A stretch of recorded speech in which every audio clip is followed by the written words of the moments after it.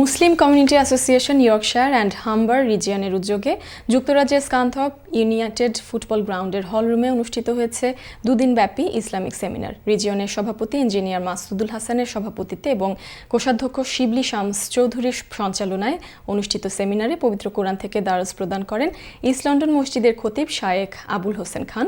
অনুষ্ঠানে সম্মানিত অতিথি হিসেবে উপস্থিত ছিলেন মুসলিম কমিউনিটি অ্যাসোসিয়েশনের কেন্দ্রীয় কমিটির সেক্রেটারি জেনারেল নুরুল মতিন চৌধুরী। এছাড়াও কেন্দ্রীয় কমিটির নেতৃবৃন্দ এবং ব্র্যাডফোর্ড, লিডস, শেফিল্ড, হাল ও স্কানথর্পের নেতৃবৃন্দ এতে অংশ নেন। সেমিনারে বক্তারা বলেন, ইউরোপে বেড়ে ওঠা শিশু কিশোরদের ইসলামী মূল্যবোধে গড়ে তোলা এবং স্বামী স্ত্রীর পারস্পরিক বোঝাপড়া ও পারিবারিক বন্ধন আরও সুদৃঢ় করাই এই আয়োজনের মূল উদ্দেশ্য।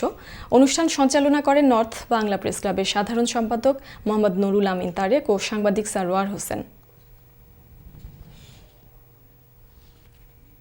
স্ত্রীরা এসেছেন আর স্বামীরা এসেছেন, এই জন্য স্বামী স্ত্রীর যে পূর্ণ বন্ধনটা হচ্ছে আসলে ইসলামের বন্ধন, এইটার উপর গুরুত্ব দিয়ে এই সম্পর্কটা যদি খুব বেশি মজবুত করতে পারি, তাহলে আশা করা যায় ইউরোপে আমাদের ফ্যামিলি বন্ধন অত্যন্ত মজবুত হবে। প্রোগ্রামের মাধ্যমে মুসলিম কমিউনিটি অ্যাসোসিয়েশন আমাদেরকে চাচ্ছে কিভাবে একটা সুন্দর সমাজ গঠন করা যায়, সমাজ গঠন করে আমাদের পরবর্তী প্রজন্মকে কিভাবে আমরা নার্চারিং করব।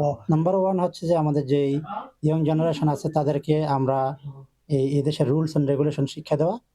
আমরা মূল উদ্দেশ্যটা হলো যে আমরা তাদের সবাই একজন সুন্দর মানুষ হিসাবে এবং ভবিষ্যৎ জেনারেশনদেরকে আমরা সুন্দর সুনাগরিক হিসেবে গড়ে তুলতে পারি।